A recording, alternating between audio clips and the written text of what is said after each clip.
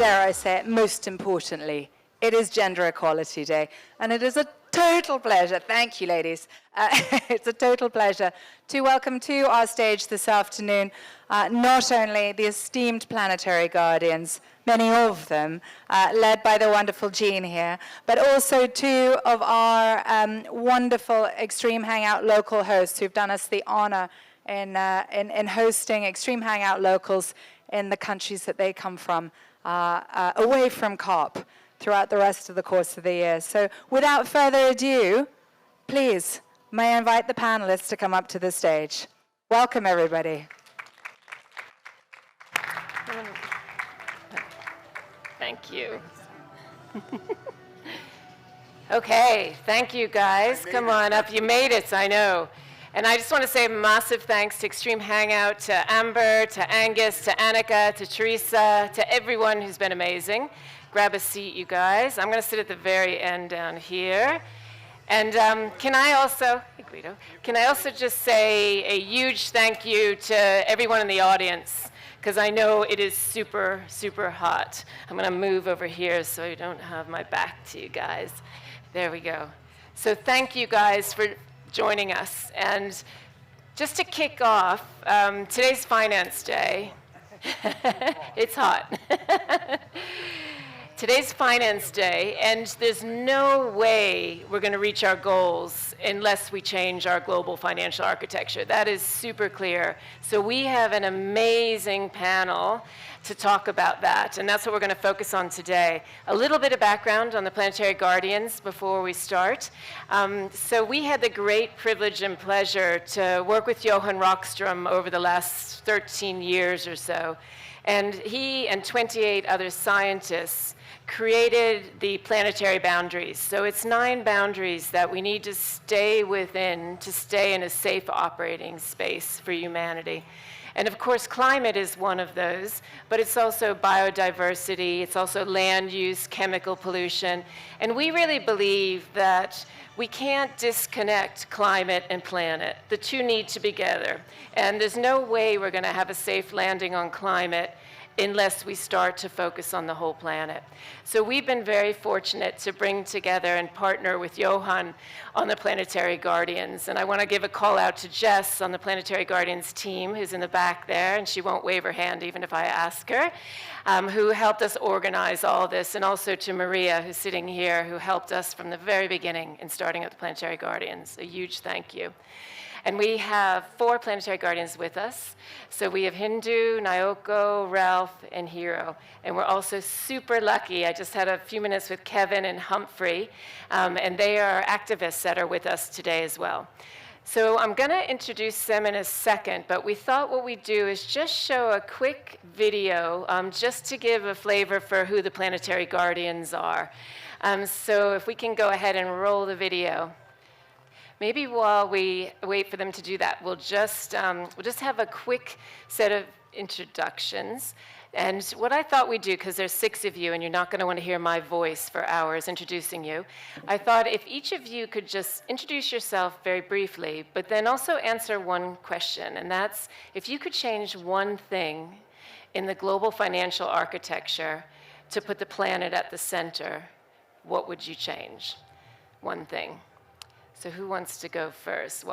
So the question is, if I had a magic wand, and how would I change the international financial architecture to take account of this beautiful world that we live in? Yeah, there's one thing, which is the current architecture does not value a living nature. It only values a dead nature. So the current economic system has a very good relationship with the dead nature, has a very bad relationship with the living nature. We only see nature when it's dead. If I tell you what's the value of a salmon, you think I'm talking about a salmon that you just had for dinner the night before. But Sylvia Earle would tell you, no, what's the value of a salmon frolicking freely in the ocean? It has a value, alive. What's the value of a tree? Most people think value of a tree is the timber. No, what's the value of a tree living for itself? It actually has a financial value. But the current economic system does not capture that.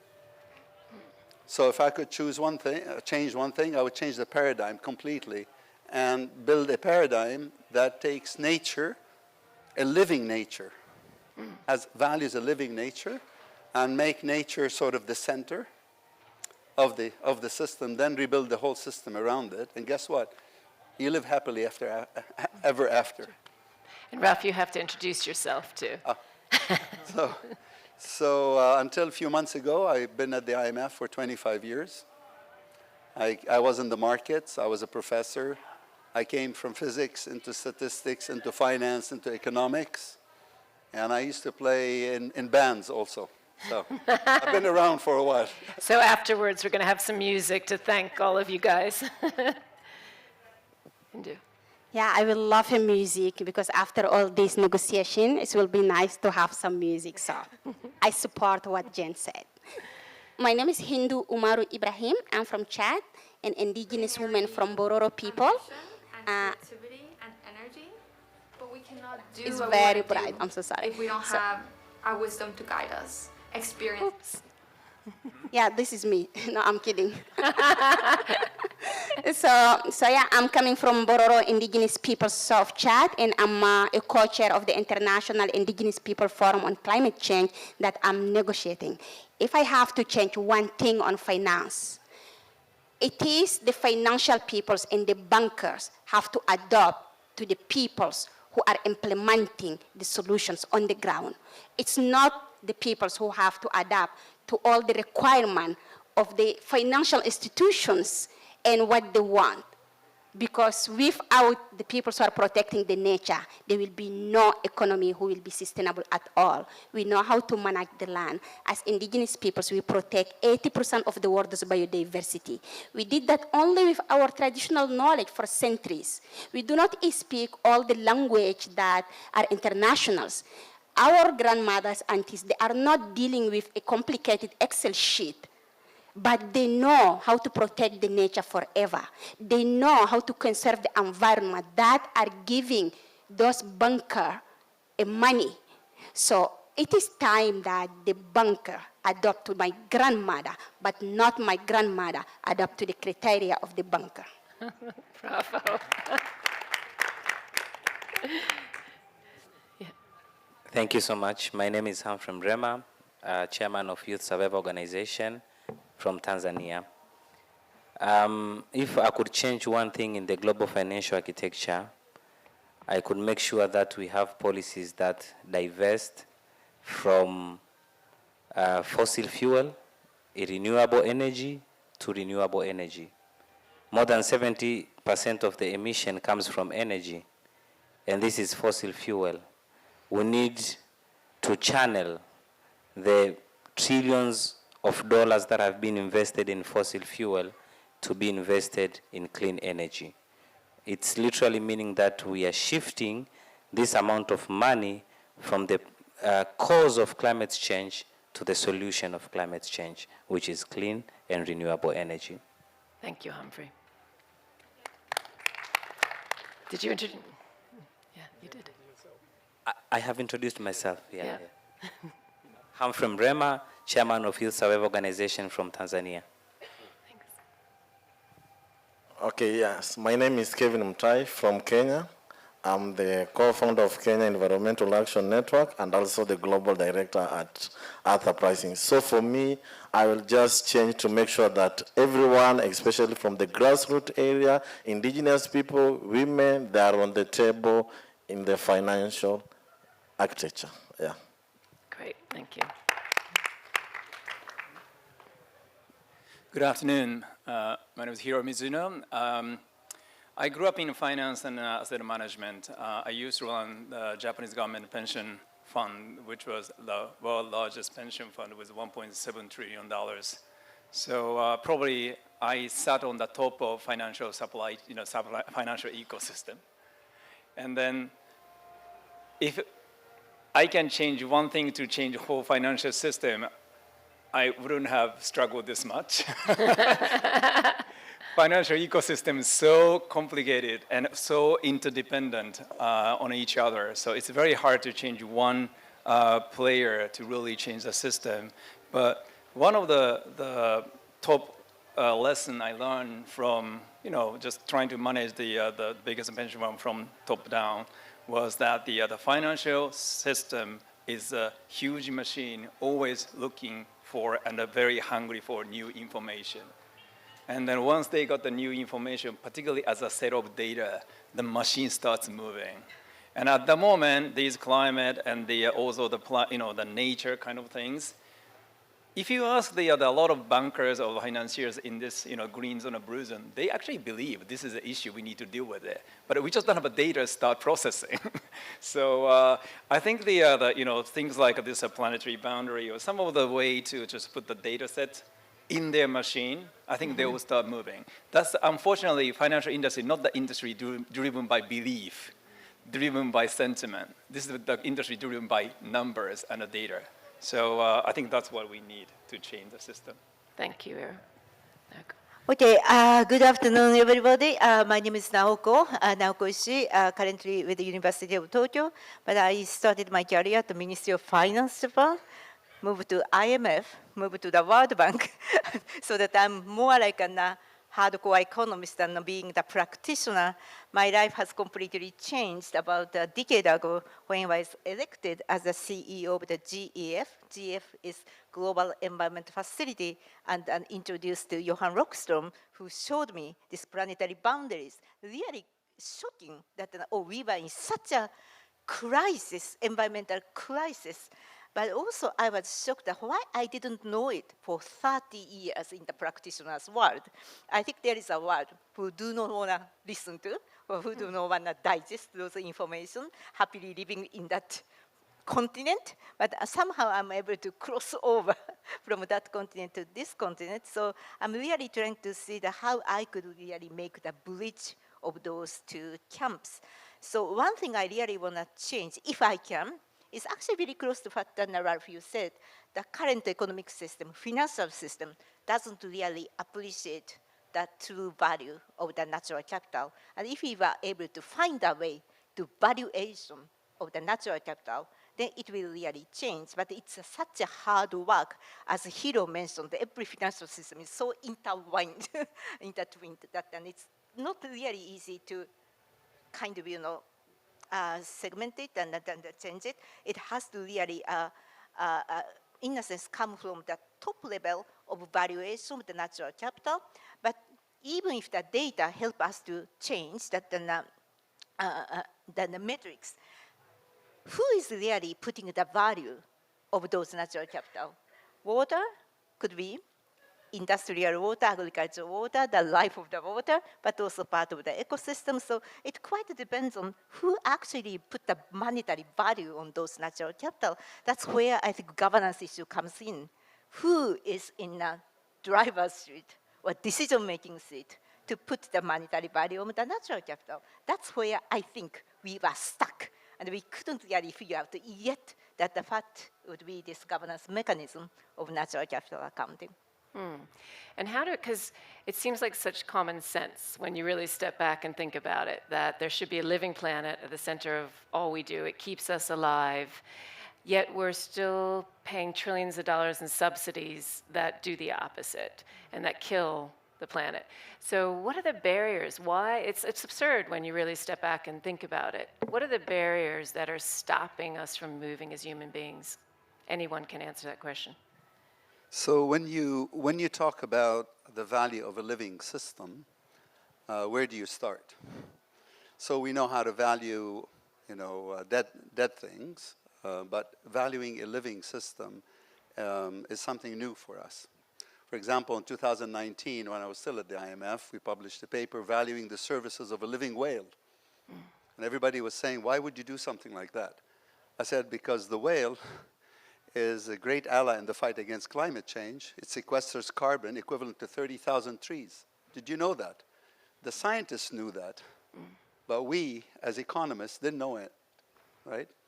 So for the same thing, then the scientists called me up from Paris, and they said, oh, did you know that the cousin of the whale, which is the elephant, also helps to sequester carbon in the forests, but between 7 and 14%, depending on the concentration of an elephant per square kilometer. So I said, no, where is this work? They said, oh, it's published in Nature Journal, which is a top journal. But somehow that knowledge was not being communicated to people, to the rest of us. So the scientists were having conversation among themselves, and the rest of us on the econ side or the finance side, or just the general population is not hearing that, you know, or the language is pure scientific language. So what we did, we took that knowledge and science, and we said, well, if the elephant could speak, what would she say? She would say, first of all, leave me alone, leave my family alone, and two, why don't you pay me? After all, I'm capturing carbon on your behalf. So if you were to pay her a salary for her services over her lifetime, how much would you pay her? Turns out you'd have to pay her about $2 million. You see? Suddenly, the elephant becomes visible. Whereas before, you like elephants because they're majestic, they're charismatic creatures. But now you get to see that the elephant, by living her life for herself, her intrinsic value has a financial value equivalent to it. So it's a matter of translation. So back to your question. You have to start with the science. The science is revealing to us how valuable is a living planet to us, which we took for granted for a long time. We made an assumption early on during the Enlightenment period that nature was infinite and that we had dominion over nature, that we were to tame nature. These two assumptions were deadly. It separated humans from the natural world. And then if you think nature is infinite, then all you're concerned about is growing because it's infinite, meaning you can kill it, pollute it, destroy it with impunity. What science is telling us, Johann science, is saying no. Nature is finite, just like the planet is finite, and we are crossing these boundaries which are putting those resources, the resources of a living nature, at risk. And once you understand that, then you start to see that there's a value to a living. So you start to a living planet, to a living nature. So you start with the science. Then you have to translate the science into the language that we all understand, which is dollars and cents. Then you have to build the market around a living and thriving nature, which is your first question. How would you change the international financial architecture? We have to change the paradigm that we have. This paradigm that we have is bankrupt. Is based on a dead nature. It's based on that we don't belong to nature, that we live somehow outside of nature, which is causing what we're going through right now, which is climate change. So science, then the valuation, then building markets, where nature and people are at the center, not an afterthought. Hiro, did you have a comment?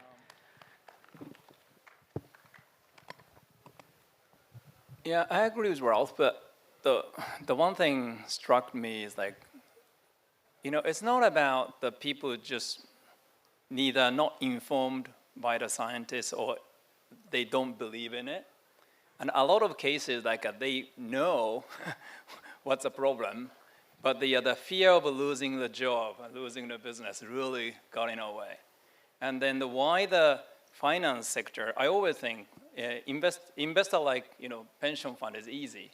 If we don't like it, we sell it. But the bank, for example, providing finance for daily operation and daily, you know, the living of the people, they really struggle because they need to make sure that those people will have life. So starting in Glasgow, we started talking about the just transition. So the one thing we have to think about is, yeah, of course, people who are not informed, they should be informed. But I really think the real block in, you know, really shifting the finance and also the you know, taking those subsidy away is the fear of the people losing their lives. So we have to be mindful for them, and that's why I think the just, you know, transition discussion is as important as informing the people about the risk of the nature and etc. And let's come back to that just transition and also how we frame this is probably one of the biggest opportunities of our time to create jobs. So I want to come back to that. But first I want to just ask another question about, we're sitting in COP right now. And I can't help but think every time I walk in those gates that whose voices are missing in the blue zone? What is the intergenerational voice, the indigenous voices? And so I'd love just to hear reflections on how do we shift that? How do we make sure that the right voices are at the table? And would love also, Humphrey and Kevin, to hear from the two of you about how do we create those spaces for intergenerational conversations. And Hindou, I know you've done a ton of work on COP and on the multilateral system to get indigenous voices to the table and to get young voices to the table. So we'd love to hear from you guys on what can other people be doing to help make that happen? Okay, maybe I should start based on the youth voices. Yeah, I believe that youth empowerment in this context is developing on stages. When we reflect back 5 years, 10 years ago, we didn't have such number of young people attending COPs. And we didn't had a chance even to sit on the table with the decision makers to discuss and also say what we demand. But as we are speaking, this is something which is going on. We can't keep quiet, we have to comment. However, it is unfortunate that all these things are done tokenistically. Like, I mean, they have to submit reports to show that youth were included. So this is the part of checklist. So to show that diversity, that we had young people, they have to put tick in the boxes. That's why we are invited. And far more enough, we are invited, they listen to us, and then it's done. Nothing is taken into consideration. So we can see the gap that we are currently having. They already know what we want, very clear. Our message is very clear to every leader everywhere. The problem and the challenge we currently have is implementation. We have good policies. For example, in my country, Tanzania, we have National Climate Change Response Strategy, 2021-2026, of which it has recognized contributions of young people in the fight against climate change. But when you go to the ground to see how many young people have given that space, it's not enough. So I think, like, we have been doing advocacy a lot, and I wish to tell my colleague here, Kelvin, and the rest of young people sitting, that we need now to rethink how we can convey our message. Because if it's the message, they have already get it, but now how are we making sure that we are on the table?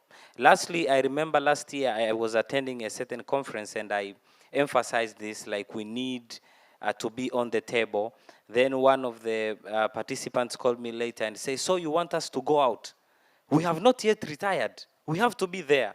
I said, no, it's not about facing you out, but we want to extend the table so that we can also accommodate young people in the discussions. By the time you are facing out, you already have another generation which has experience, has skills, and have that momentum to keep the agenda moving forward. Thank you.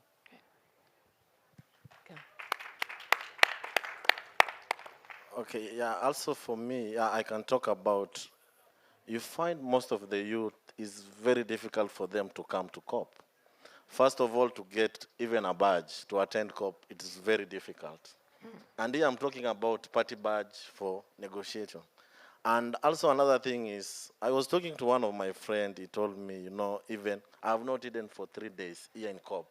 Because second thing, food is very expensive.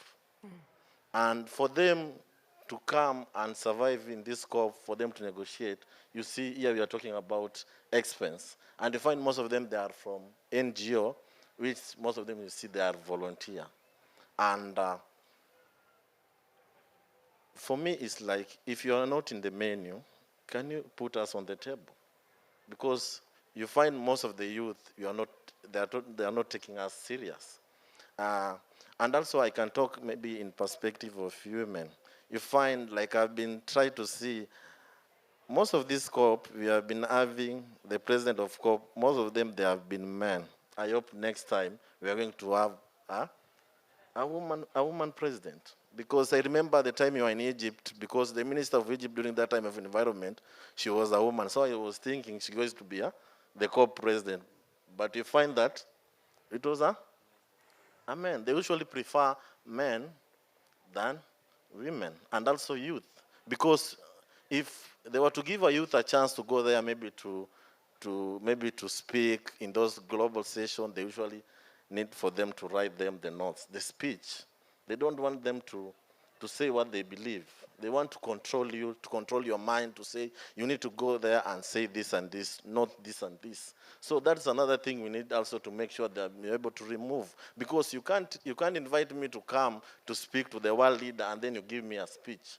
You know, so just tell me to record a speech when I'm at home and then you can play it. So there's no meaning of me coming to COP to say my speech. Yeah.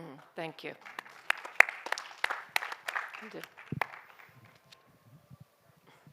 Yeah, I totally agree with my two brothers. But firstly, I really want to go back to your first questions about why we are not shifting the economy. Just like an example from indigenous peoples, we say when the World Bank define the poor person is the person who is living below $2. It's not applicable to the indigenous peoples at all. We say like, we are not poor. Not because we don't have like $2 every day in our bank account that you can call it as poor. The poverty definition for us is if I don't have my land, if I don't have my resources. Because I'm rich, I do have my land, I can cultivate. My land can give me my food, can give me my medicine, can give me my water. My land is healthy, I'm healthy, and it's give me beyond me, it's give to my community. It's not an individual things to count who is poor, who is rich. It is a community issue that we are leading with, and it is an indigenous people's collective rights and right to all the resources. So if we do not recognize the value of the nature, we cannot put the value of the clean water that you are drinking is very important and it has to be equitable to everyone. If you do not think that the food is coming from the ground because the rain is penetrating the soil, because the system is working in balance, you cannot cut everything. If we do not recognize the air that we are breathing is very important for everyone, the babies or the people in the city or outside of the city, and it is linking by the environment that we are protection. So if we do not recognize all that, I think we are not going to change our economic system, and it is so selfish. That's why I say in my first point, it is the financial institution, it is the bankers who have to adapt to the communities. It's not the communities who have to adapt to the system. Coming to your questions on the participation. Participation is a big challenge, especially at the COP negotiations. Every single year, we have to ask the normal, simple questions. Women, today is a Women Day. Happy Women Day at the COP. It is agenda. And I'm seeing some of sisters wearing yellow because we have to put some colors out. So yesterday, human rights, we say like, wear white. So at least if they didn't hear about human rights issues, they can see everyone wearing white. Gender Day, let's wear something with yellow, so everyone must know that. And tomorrow, just transition, you're all orange, etc. So we have to make them understand the importance of the woman. Like, come on, women is more than half of the population around the world. Why we have to put that as agenda item of the negotiations? It's not possible. Indigenous peoples, it is the same. We are talking about our home. We are talking about our forests, our oceans, our savannas. It is not a commodity. It is our home. It is our natural resources that we are protecting naturally. But they are taking the decisions without us in the tables. You cannot talk about us without us. How are you going to be expert on forest replantations or restoration of the land if you're just like sitting in the city or in the office and counting the numbers and you say you are expert? How about my grandmother who lived in this forest forever, who protected forever? She's expert plus, plus, plus. Are you considering her in the tables where you are taking the decisions? So those the participation that we want. So we are working to push hard, we have to get a seat. And I come from a meeting with the UNFCCC now. We just wanted to ensure in each negotiation room to have 1 seat per constituency. We are 9 constituency.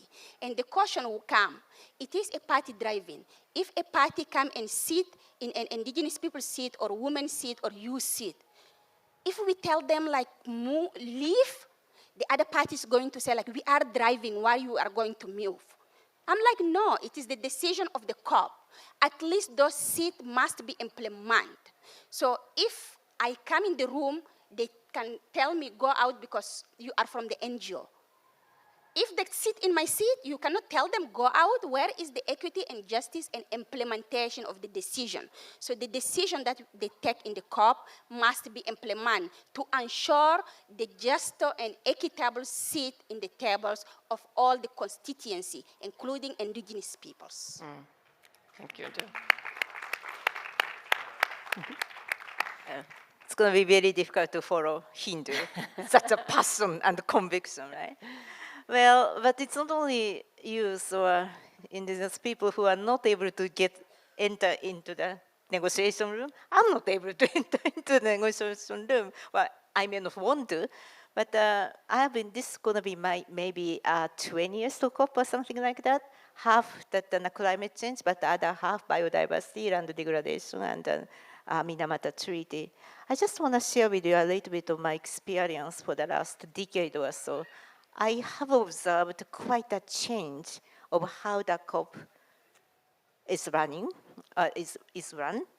This year particularly, we had quite a good declaration of the food system transformation, even the second day. It's a very early part of the COP. Well, loss and damage fund remains to be seen how it is being operated, but at least there is access to the subnational, so it's not the national government, but the city government are kind of assured to have access to it. Then yesterday was a health day, and there is also the water discussion, and today on the finance day, my institution together with other female leaders are able to publish nature financing paper and gets a lot of interest from not necessarily negotiating parties, but also the crowd like you. So what I'm saying is that negotiation party is one thing, but there are also the communities outside the negotiation parties that who are really trying to drive the direction of where this world is going to. So I become a little bit more optimistic that that we may be able to influence this kind of the trend, and that's why I am continuously coming back to the COP, not necessarily negotiation, but I believe in our collective will to have an influence over the important decision making over maybe natural capital, not only climate, but also nature as a whole. Then we really need to come together to have a good impact on it. On youth, yes, you are in a tough position, like me, like NGOs, academia, but I think that we have some opportunities to engage and implement at the sector-wide, actually country package. This year, I have observed a lot of country packages have been announced, that in Congo, that in Ghana, and those kind of countries, mostly in African continent, and it attracts a lot of attention because that is the way how those negotiations, whatever, is being implemented. And this is actually maybe your place to really have a significant impact on how you want to drive your transition towards either nature positive, not only carbon neutral, but nature positive. So I just want to see that the collective effort and ambition, how we could come together to have a positive impact on this international decision making. I'm actually remain quite optimistic about it, just observing how much we have changed for the last maybe few years.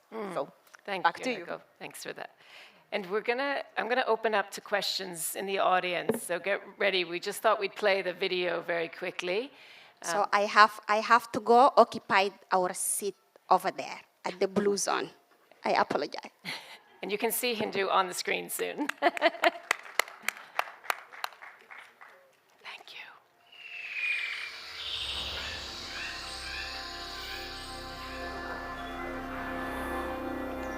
Humanity is at a critical juncture.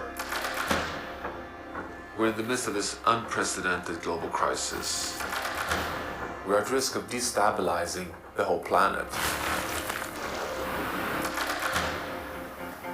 But as science shows so far, the window is still open for us to have a future for humanity where we can remain within the planetary boundaries.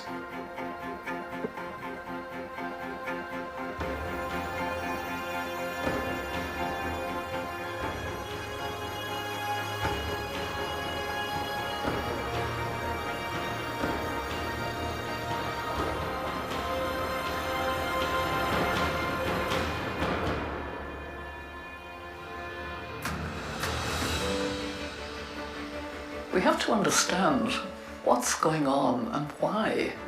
We are moving in the right direction. What the planetary boundaries will do is help us to really gather our strengths together. I want the G20, the G7, the UN Security Council to be guided by the planetary boundaries. Nature is not limitless, and it's a living system. We know very well the value of a dead nature, unfortunately, but we haven't really appreciated the value of a living planet. And this is really what the planetary boundary does. It's that science that says the value of a living planet is incredible.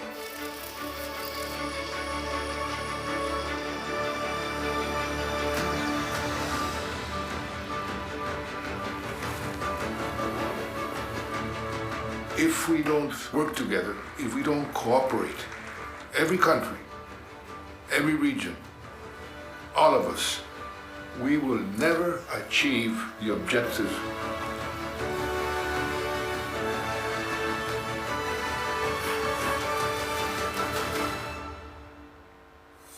We are youth of extraordinary ambition and creativity and energy, but we cannot do what we want to do if we don't have our wisdom to guide us, experience to guide us. We have thousands of years of wisdom from our ancestors. And imagine if we combine those best knowledge of indigenous peoples and the science and technology, we can have the best tools who can fix all the problems that we are facing now.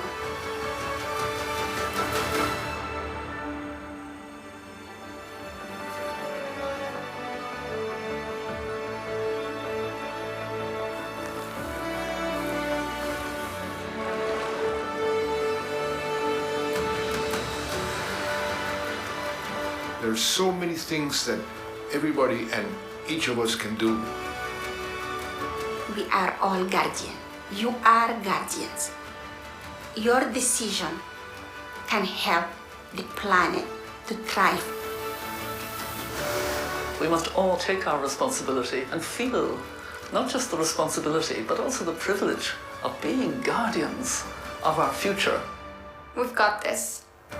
So let's walk on Earth like we love her, every step with the wisdom of our ancestors and the power and spirit and the guidance of future generations.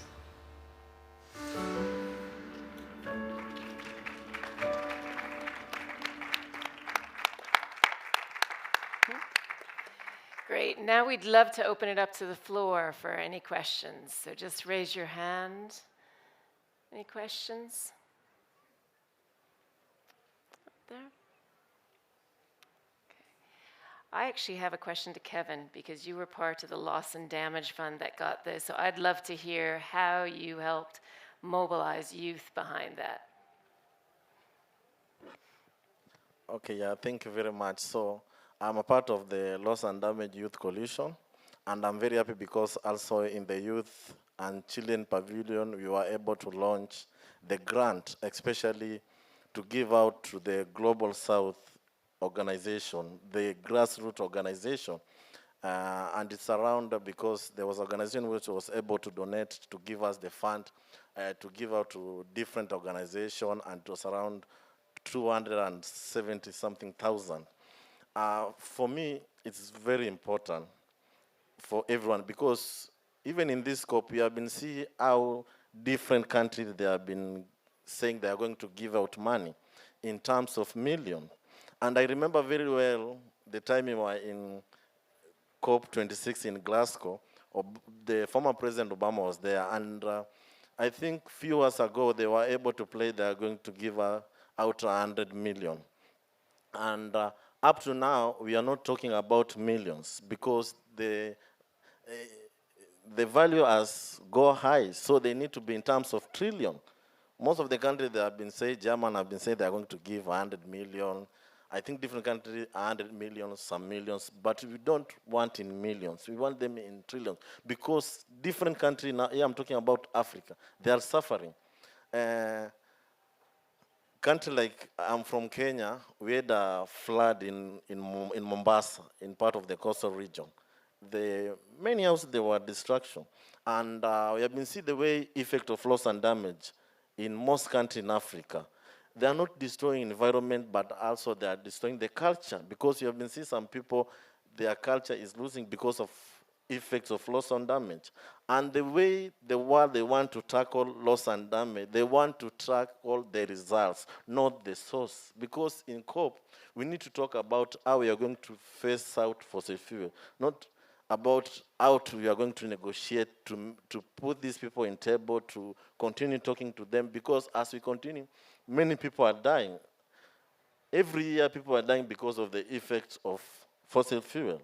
I was reading an article in India, Delhi, India, we had air pollution. People are not breathing very well, and this is leading to cancer. So as we continue going to this COP, discussing, it's high time for us, especially for the world leader, to make sure they have been able to phase out. Because if you can try to remember during the old age, we didn't have fossil fuel. And people in many countries, especially in Africa, they were living a good life. They were interacting with the nature. But as we talk now, people, they are not interacting with the nature, because we have been able to destroy the nature. Now we are fighting with animals.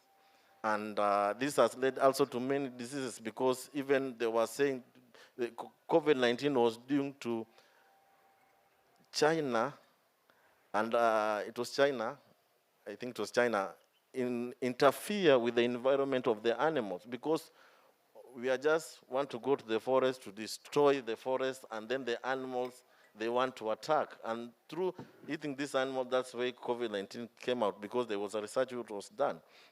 So for me, we need to make sure that we have been able to phase out fossil fuel, so that we can make sure that we have been able to accomplish this, the effects of climate impact. Yeah, mostly in Africa and also South America. Yeah. And thanks, Kevin, for the work that you've done to create that movement. And just as a final question, because I want to leave on a moment of hope, because sometimes this all feels really daunting when you think, oh my God, changing the global financial architecture. So I'd love, and all of you have been deeply committed to this for years. So would love just to hear what gives you hope right now as we close off, just to go around to each one of you to say what gives you hope. Ralph, you started us off, so you can finish us. In fact, the story has a very happy ending. What is really missing in this is the vision for tomorrow. What you're really asking is, what is the vision for tomorrow? People are hearing about gloom and doom and climate crisis, nature crisis, and we're asking them to sacrifice. On the other side, they're going to ask you sacrifice for the sake of what? What does tomorrow look like? Tomorrow will look like this. We're going to have a beautiful planet again, and all of us, and each one of us is going to be a guardian. Not us, everyone, because that's the only way out. The only way out of this, if we all have an equity stake in Mother Nature. You have something to gain, you have something to lose. So it's just a matter of how do we move the system to recognize the value of a living system. What the climate did, what the climate crisis did for us, it's actually I was at the IMF, and I remember the price of carbon going from 0 to $5, $10, $15, and then it hit 100. And the reason it did that, because when they met in 2015, the Paris Agreement, they made commitments to go carbon zero, carbon negative, carbon neutral by a certain date, which was 2050. Now, when you make had they made the commitment by 2100, the price of carbon would be 0. And no one would be talking about nature-based solutions. But when you make a commitment to go carbon zero, meaning to not only reduce your emissions, but to suck the carbon out of the atmosphere, the stock of carbon that is sitting out there, the legacy carbon, that's actually what's causing the heating up, not necessarily the emissions themselves.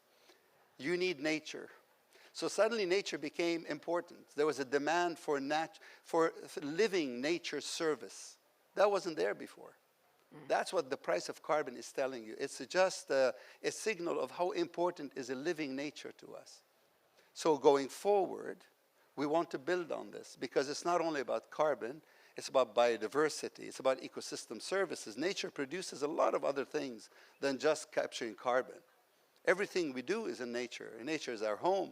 We are part of nature. We are from nature, and when we pass, we go back into nature. So the future is going to be what the indigenous people already knew. Restoring that equilibrium between us and nature. Nature talks to us, and we talk to nature. We lost that. We lost our way. We started talking at nature. We were not hearing nature. But when you talk to indigenous people, they have a two-way conversation. So tomorrow is going to be where each one of us is going to have this wonderful back and forth conversation with nature, where nature is present in every decision that we make, not as an afterthought. It's present and nature is long-lived.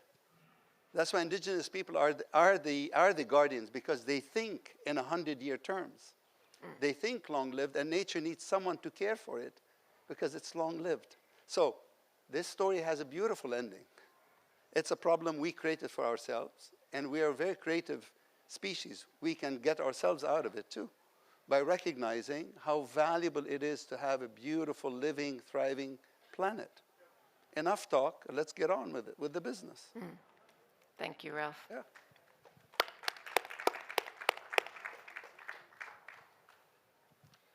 Okay, thank you so much. To my side, I'm more into energy. Thank you, because you are more informed on nature, but I'm more into energy. Since Paris Agreement was adopted in 2016, it was founded in 2015 and ratified in 2016. Until now, as we are speaking, investment in fossil fuel has risen up to $5.5 trillion. Are we serious about climate change? This is the question. And as the impacts of climate change are intensifying, the ones who are causing these problems are the ones who are financing most of the projects. But what they are doing, they are not solving the problem. They are greenwashing. Now we are in the verge of speaking about loss and damage, of which a few days ago some countries have pledged. But what are we talking about, how it will operate? Because, for example, in Africa, we have been receiving a lot of funds from the Bretton Woods institutions, including IMF and World Bank. But to be honest, most of the funds, they don't cater with our interest due to its bureaucracy. The funds will be released, but we need a dedicated mechanism that will help us to channel the funds to reach even the grassroots. We are speaking about billions of dollars which will be mobilized, but how are they going to benefit the communities? This is another thing. So as we will be attending these events, and today is the Climate Finance Day, we need to reconsider about the allocation of the resources, the transparency of how it will be used, and when this pledged will be completed. Because pledging is one thing, and contributing to the funds, it's another thing. It might take even 5 years. So bottom line is, we need to change now. We need to change today. Everyone in your position, I would like to conclude by providing a single example of just transition scenario in Tanzania. An ordinary businessman, maybe who is running a store selling grocery, he wakes up in the morning, gets to the office. Unfortunately, because of the energy crisis that Africa is facing, there is no electricity because of power rationing. Then the grocery may perish. So he decided to find an alternative source of energy, source of electricity, which is generator. And the power generator are using fossil fuel, petrol and diesel, mostly diesel. So he or she decides to purchase a generator as a backup so as to make sure that the commodities don't perish before being sold out.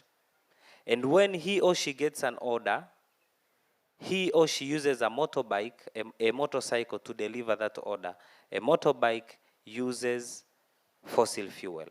How are we speaking about just transition? Because just transition in Africa doesn't sound, since once we apply it, people will get poor. So now we need to think the policy approach of how the behavioral change can be used in just transition. So when you come to Tanzania and tell people just transition, they will laugh because we don't have electricity. Even Africa in general, 43% they don't have 43% of the population, they don't have access to reliable energy. So it is a matter of not who is in the top, but where you are in your own position. What can you do? Before blaming the president, the head of state, the head of an organization, on your own capacity, what can you do? I will conclude by one of my favorite quotes from George Bush, who said that the only hope it is not to give our children a bigger car and a bigger bank account, but it is the sense of giving them a hope of becoming a loyal friend, a loving parent, and a responsible citizen who will leave his town, city, and neighborhood better than how he found it. This shows that it starts with me, it starts with you before going to the government and the organizations. I rest my case. Thank you, Humphrey. And I'm going to ask Kevin, Naoko, and Hiro to be very quick. I apologize because they're going to boot us off the stage soon. Okay, yeah, for me, I think it will depend with the future. Yeah, because I can't say maybe next year is going to be good. Because people in Congo, they are dying. And they're dying because of global north countries, they are going there to mine gold. And in order to mine those minerals, they are causing war. Because I think currently people are being focusing about the war of Israel and Pakistan. But if you can go and do the research about Congo, little children that are being forced to do this cheap labor. A lot of women that are being used, and they are being given just a small amount of money.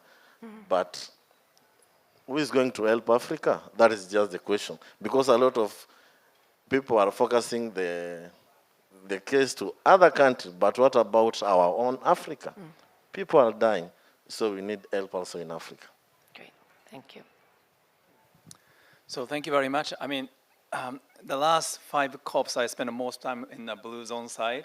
This year, I'm spending a lot of time in a green zone, and I feel happier because a lot of positive energy on the green zone side.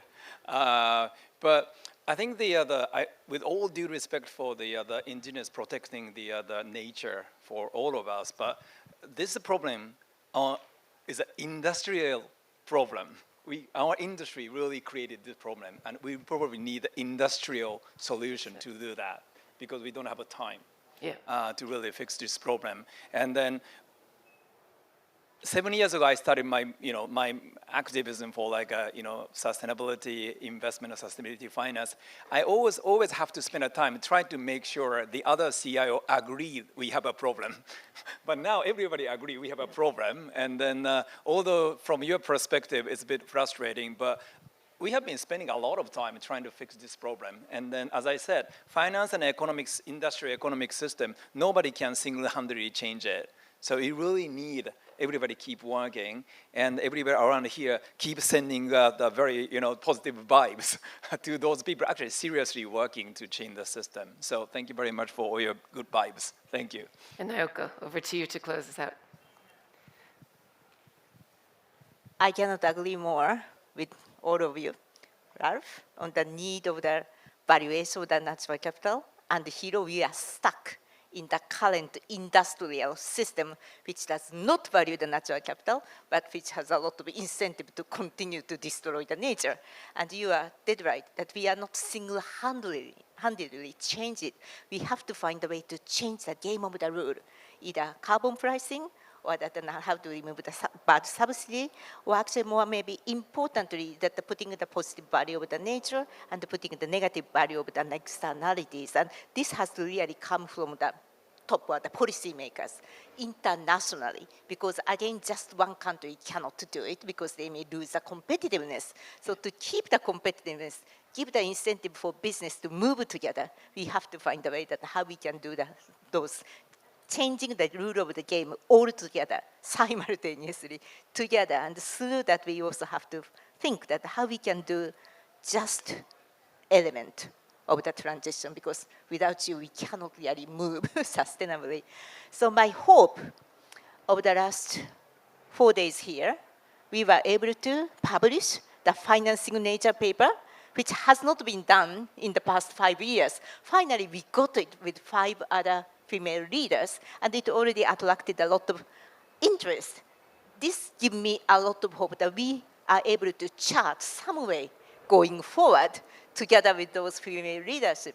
So yes, it's tough, but we will together find some way out. As you said, each one of us can find a way, what we can do to actually to change the system. So that's something I feel quite positive that for the last maybe 4 or 5 days, maybe first time in the COP, that the sense a bit of movement to solve or save planet, but save ourselves.